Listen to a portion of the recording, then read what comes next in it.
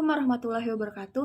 Hai semuanya, nama saya Dira Madinah. Di sini saya berasal dari kelompok 3 yang beranggotakan yang pertama Khairul Anwar, Bijak Akbar, Desya Aulia, dan Deva Aditya. Di sini kami akan mempresentasikan tentang tokoh-tokoh filsuf Islam. Halo semuanya, Assalamualaikum warahmatullahi wabarakatuh. Perkenalkan, nama saya Desya Aulia dari kelompok 3. Saya di sini akan menjelaskan mengenai sejarah filsafat Islam.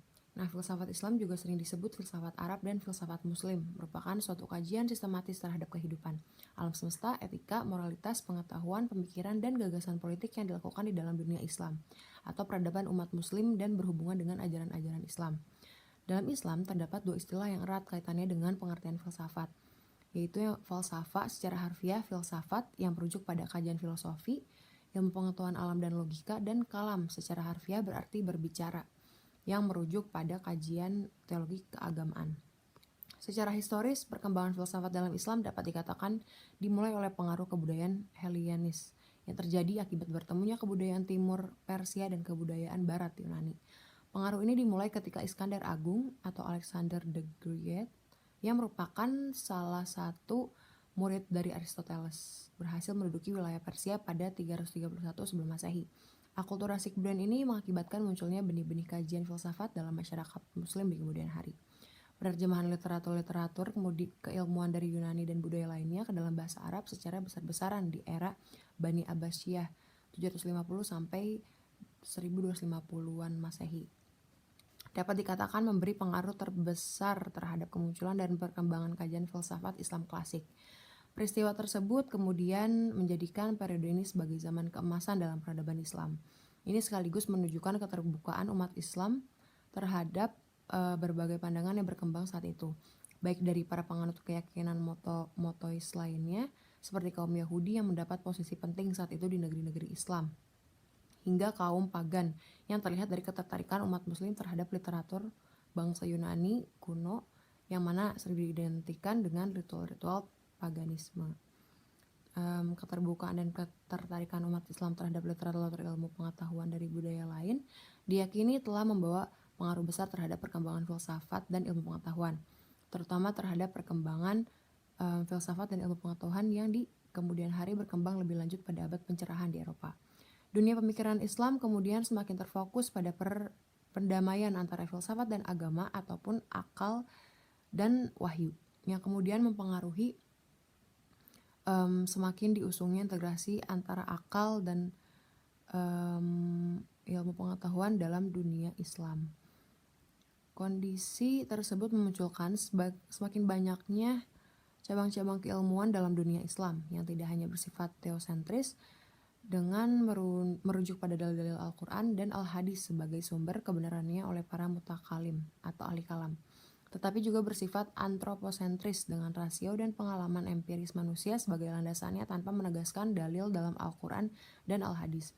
Pada periode ini, dunia Islam menghasilkan banyak filsuf, teolog, sekaligus ilmuwan yang ternama seperti Ibnu Sina, Al-Farabi, Al-Kindi, Al-Ghazali, dan Ibnu Rushd. Kajian filsafat Islam di periode ini umumnya mengkaji lebih lanjut pandangan-pandangan perguruan filsafat peripatetik di Eropa seperti logika, metafisika, filsafat alam, dan etika, sehingga periode ini disebut juga sebagai periode peripatetik dari kajian filsafat Islam.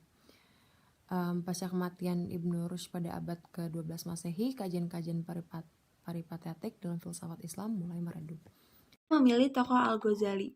Al-Ghazali ini lahir di Tus Kurosan tepatnya pada tahun 450 Hijriah dan ia wafat pada tahun 505 Hijriah. Di masa hidupnya, Al-Ghazali ini dikenal sebagai seorang ahli ketuhanan dan seorang filsuf besar. Di samping itu masyhur sebagai seorang ahli fikih dan tasawuf yang tidak ada tandingannya di masa itu. Sehingga karya tulisnya yang berupa kitab Ihya Ulumuddin dipakai oleh seluruh dunia Islam sampai saat ini.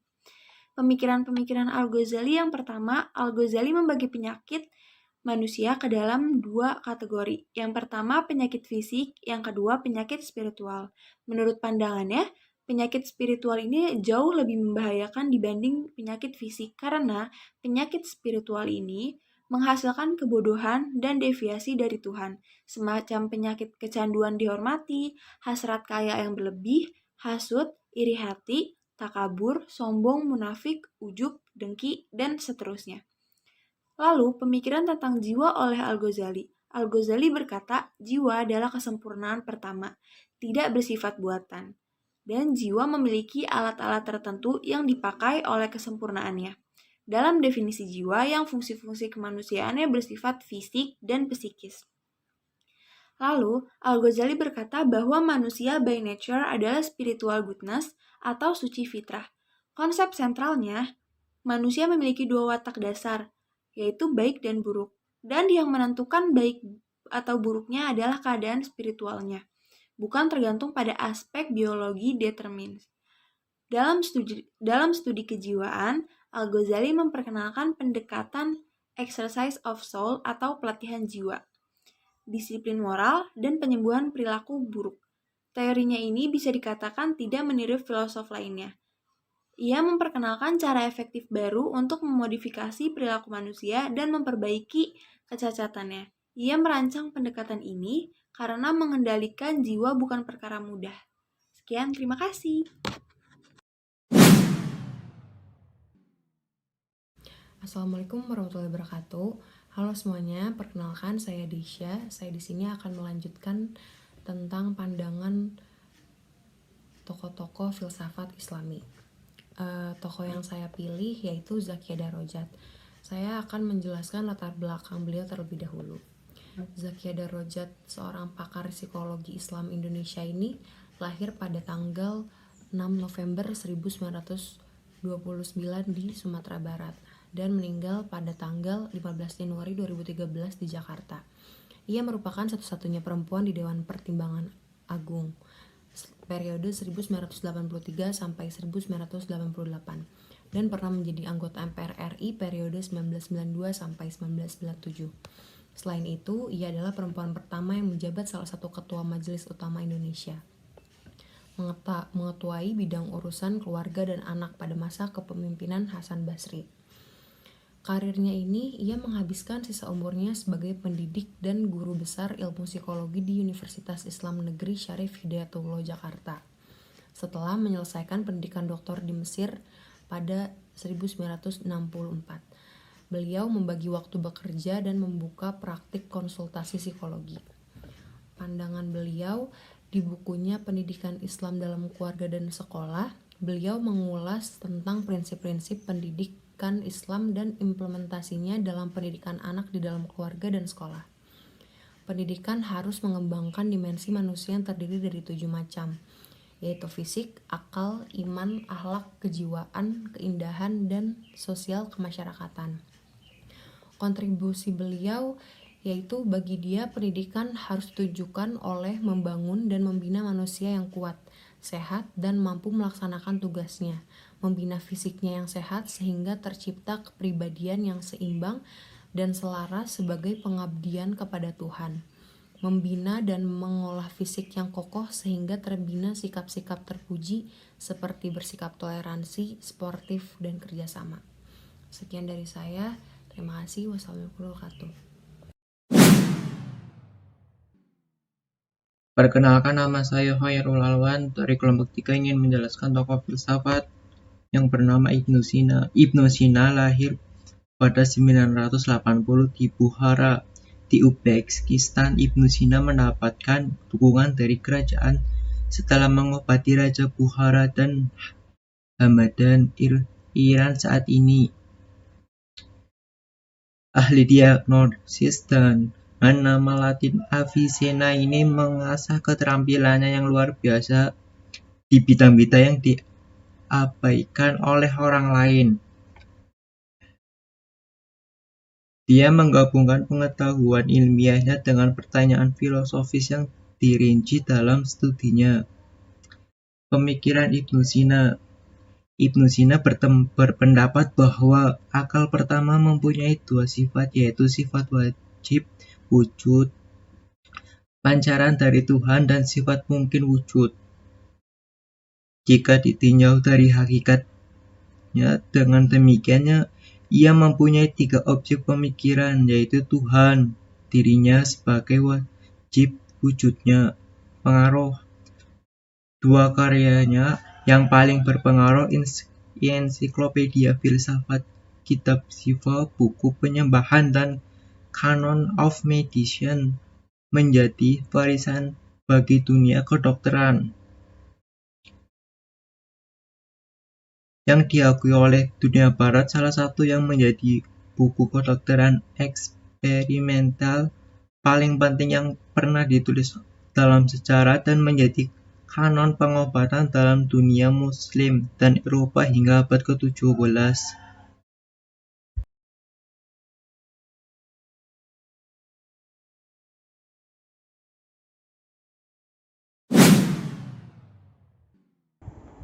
Assalamualaikum warahmatullahi wabarakatuh. Saya akan melanjutkan penjelasan materi tentang filsafat-filsafat Islam. Al-Kindi atau Abu Yusuf Yakub bin Ishaq As-Saban Al-Kindi lahir 801 dan meninggal 873. Dikenal sebagai filsuf pertama yang lahir dari kalangan Islam. Semasa hidupnya, selain bisa berbahasa Arab, ia mahir berbahasa Yunani.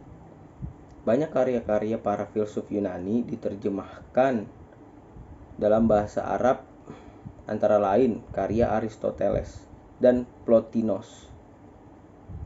Sayangnya ada sebuah karya Plotinus yang diterjemahkannya sebagai karangan Aristoteles yang berjudul Teologi menurut Aristoteles, yang di kemudian hari menimbulkan sedikit kebingungan.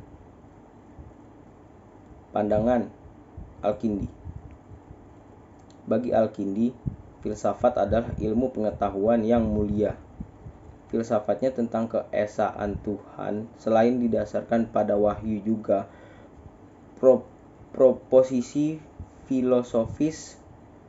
Menurut dia, Tuhan tak mempunyai hakikat baik secara juziah atau aniyah maupun hakikat kuliah atau mahiyah. Dalam pandangan filsafat Al-Kindi, Tuhan tidak merupakan genus atau spesies. Tuhan adalah pencipta. Tuhan adalah yang benar pertama dan yang benar tunggal. Al-Kindi juga menolak berpendapat yang menganggap sifat-sifat Tuhan itu berdiri sendiri. Tuhan haruslah merupakan keesaan mutlak, bukan keesaan metaforis yang hanya berlaku pada objek-objek yang dapat ditangkap indera. Al-Kindi juga membagi akal menjadi 3, yakni akal yang bersifat potensial, akal yang telah keluar dari sifat potensial akan menjadi aktual, dan akal yang telah mencapai tingkat kedua dari aktualitas. Karya-karya Al-Kindi. Dalam bidang astronomi, Al-Kindi menulis sebanyak 16 buku. Di antaranya adalah 1. Kitab Al-Manazir Al-Falakiyah. 2. Kitab Mahiyatul Falak. 3. Kitab Risalah fi Sifatil Isharlab bin Hadasah. 4. Kitab Tanaha Jarmul Alam. Berikut adalah kontribusi Al-Kindi dalam beberapa bidang. Ke-1, bidang filsafat. Kedua, bidang psikologi. Dan ketiga, matematika. Sekian dari saya.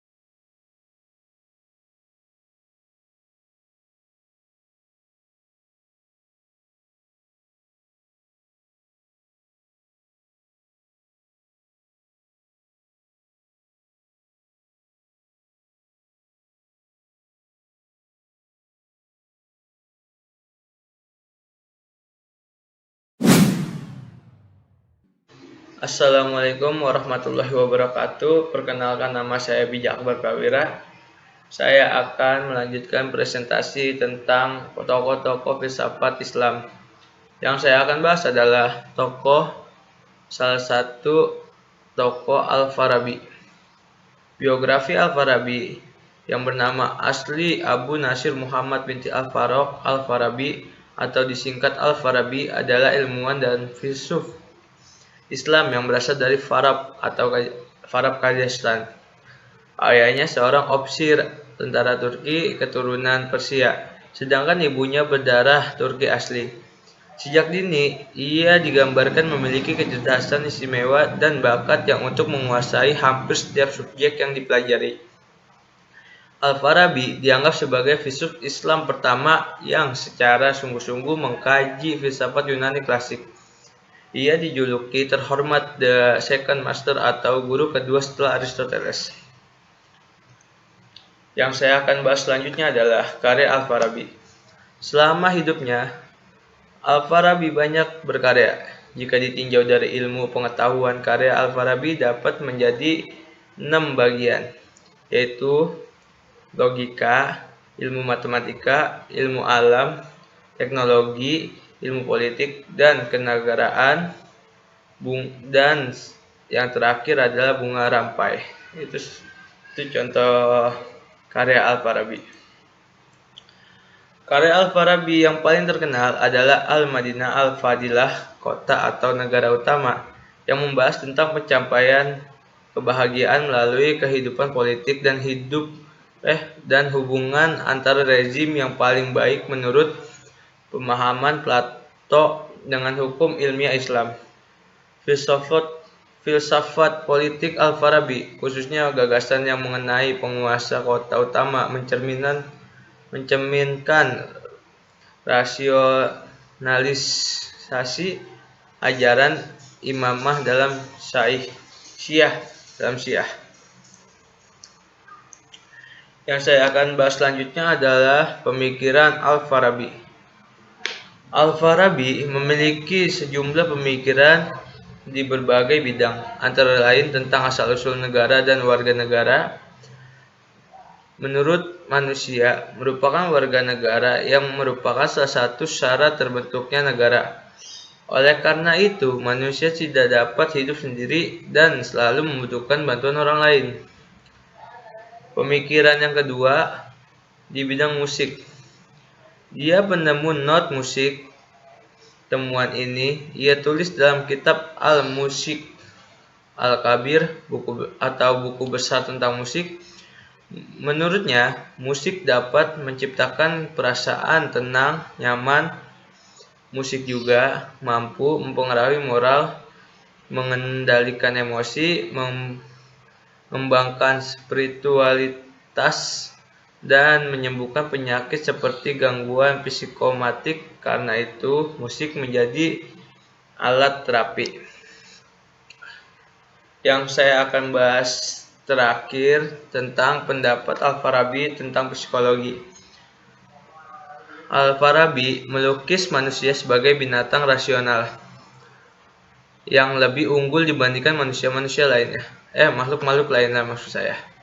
Manusia menikmati dominasinya atas spesies-spesies lain karena mempunyai inteligensi atau kecerdasan dan kemampuan. Keduanya merupakan fungsi dari daya-daya kemampuan yang ada di dalam manusia yang tidak dimiliki makhluk lain. Terima kasih. Ini akhir dari presentasi saya atau pembahasan saya. Saya izin pamit. Assalamualaikum warahmatullahi wabarakatuh.